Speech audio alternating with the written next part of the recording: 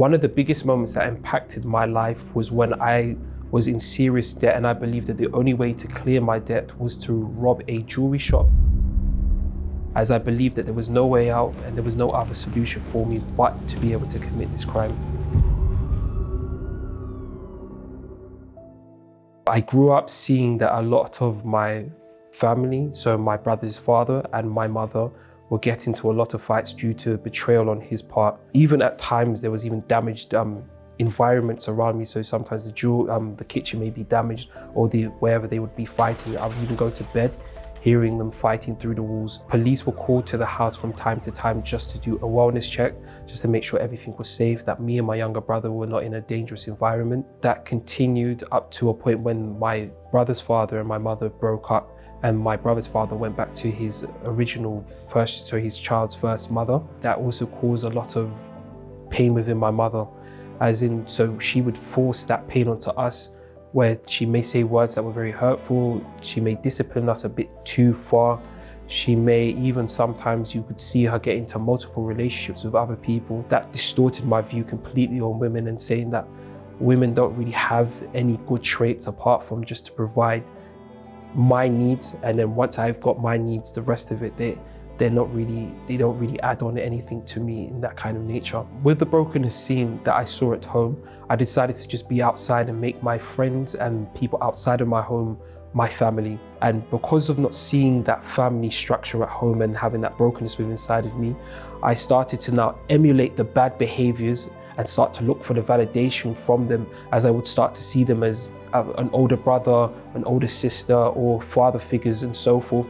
And I would start to do things to try to impress them. I would become a thief, so I would shoplift from different shops. I would rob people, I would rob anything just to impress them, to show them that, okay, this is some sort of value I can add to our friendship, and to look for their validation. That caused me to now, my original family, to have a lot of issues where I was excluded from school. That constantly in the end brought a lot of things to me, such as paranoia. It brought also a high insecurity, because I didn't want my friends to ever see me weak.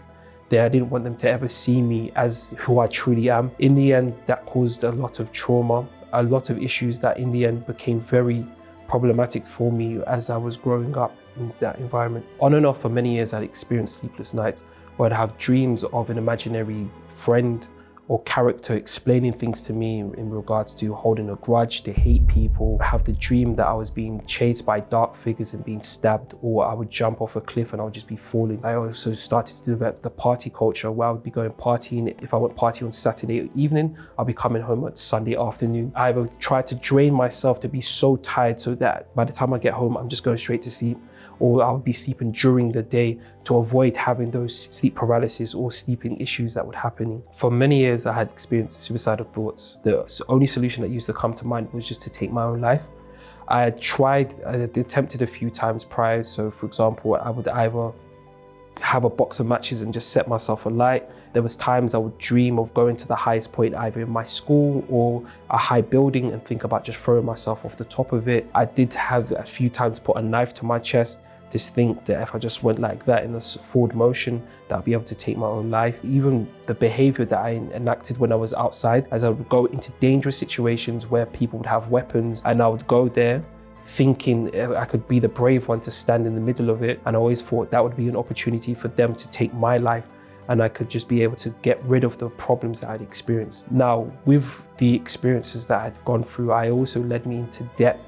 The debt actually came from me being helping a friend. In the end, the friend had started a relationship with his partner at the time. They ended up breaking up, and then they left me alone with the debt. And with that, I ended up robbing a jewelry shop, as well as now robbing a betting shop. With those two, thinking that I could get the money in to be able to clear off the debts, which in the end, it didn't end up in the way that it was initially planned to happen. The ringleader of the one that was planning the robbery, he ended up getting stopped by the police. I was given the gun, and I was walking around the area trying to find ways to either hide the gun or go into one of the friends' houses just to keep my head low at the time. And funny enough, while we were going to collect the gun where I hid it, the police actually came out of a corner shop. If the police had found me with the gun at the time, I wasn't sure if it's been used in a murder or if it's been used in a recent shooting. So it could have easily been that they could have decided to stop and search me while I had the gun on me, and then I could right now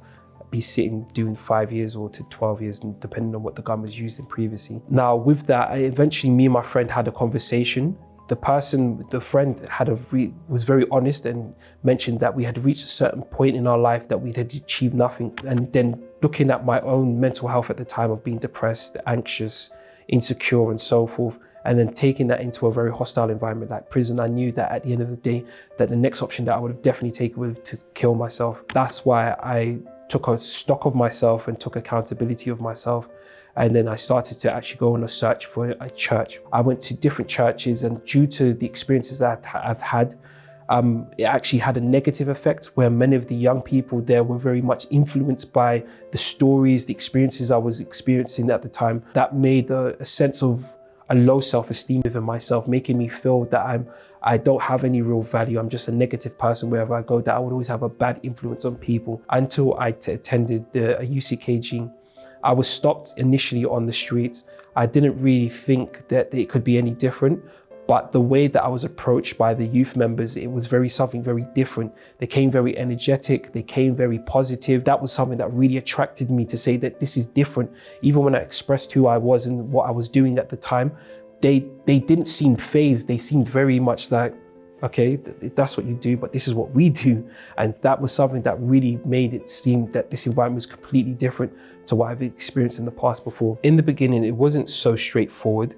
I had spent about 16 years into the church. I didn't know God. That was the honest truth. I didn't know God. I didn't have that intimacy that I would see other people saying that they had a conversation with God and God spoke to them. For me, it was just religiosity. It was just routine. I developed much insecurities. I became very jealous of people that are around me who actually knew God for themselves and actually grew within their lives, but I didn't grow. I became envious. I became very prideful. I became very anxious. I became very confused within myself. And with that, I started to now reflect on myself and say, is this really what I want life to be? Because I knew that if I was to die at that moment, I wouldn't go to a place of a blessing or happiness. I would go to a place of torment, and I didn't want to go there. So with that, I started to now reflect on myself more and started to be very sincere, to really express to God who I am. I took part in the campaign of faith because I wanted to see a life transformation and to actually know God by receiving His Spirit. It was the day I went to the altar and I presented everything of who I was, my everything, on the altar. If I was a liar before, I started to tell the truth. If I had an addiction, I would expose and give up that addiction. If it was to be more in church, I would make myself more available, just to be able to show to God that this is who I am. I don't want to be, but I want to be the way that you want me to be. And from that day, there was a drive and a purpose inside of me that I've never experienced in my life. And not many days after, I received the outpouring of the Holy Spirit. With that, it gave me a sense of self-identity of who I am. It gave me a joy, a peace, a conviction into believing that whatever I set my mind to is going to happen. The Holy Spirit has guided my finances to the point that I'm even doing a job that I'm not technically qualified to do. He's opened doors and inspired me to be able to take part within projects, schemes that are completely out of my skill set, to be able to now even clear my debts and to be able to make a difference, that I've got to the point that I'm now even able to help other people such as friends and family to be able to manage their money because of what the guidance of the Holy Spirit has given to me and guided me. Even so, the relationship that I have with the woman of God that I'm with right now has been a blessing. Reason why this is even proof of the Holy Spirit is because the way that I see women in general has been completely transformed, where I don't see them as just objects or pieces of meat, but I see them as women, as souls, as someone to be cared for, but to respect it as well. One thing I saw in Jeff is that he was very charismatic. So he knew how to hold conversations. I could really see the potential that he had inside, like the person that God was really going to transform him into if he allowed God to. And that's something that I saw and I said, okay, I'm going to pay attention to this one, because I could see him through the eyes of God, even before he could see himself. I remember we were friends at the start. So I remember he even asked me, why are you bothering with me? And I said to him, I said, because I see you through the eyes of God. I believe in you because God believes in you. And now We've been together, engaged, getting married in the next few weeks. And I can definitely see the difference between the Jeff before and the Jeff now as a man of God. He believes in himself. He has a clear sense of direction of where he's going. The way he sees things is different. The way he treats people as well is very different. And I can see that in him. I can vouch and I can even say he truly is a man of God. I have peace. I have forgiven those that have hurt me. I'm so excited to look forward to the future that me and my wife are going to be doing to serve God. And now I'm so excited.